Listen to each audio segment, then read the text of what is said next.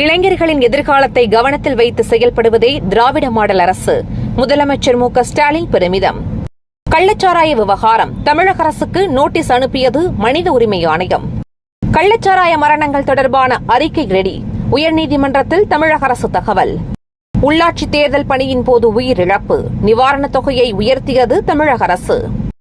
முன்னாள் அமைச்சர் செந்தில் பாலாஜி காவல் 41வது முறையாக நீட்டிப்பு.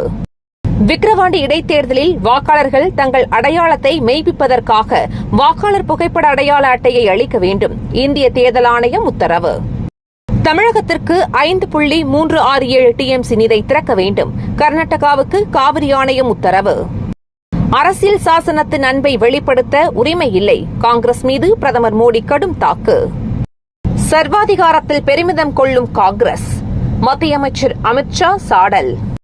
சபாநாயகர் பதவிக்கு பாரதிய ஜனதா காங்கிரஸ் இடையே நேரடி போட்டி. ஓம் பிர்லா சுரேஷ் வேட்புமனு தாக்கல். கெஜ்ரிவாலுக்கு விசாரணை நீதிமன்றம் வழங்கிய ஜாமீன் டெல்லி உயர்நீதிமன்றம் தடை. ரஷ்ய அதிகாரிகளுக்கு கைது வாரண்ட் சர்வதேச குற்றவியல் நீதிமன்றம் பிறப்பிப்பு. இஸ்ரேல் ராணுவ ஜீப்பின் முன்புறம் கட்டி வைக்கப்பட்ட பாலஸ்தீனியர் அமெரிக்கா கண்டனம்.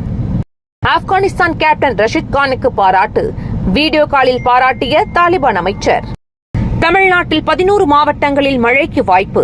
வானிலை ஆய்வு மையம் தகவல்.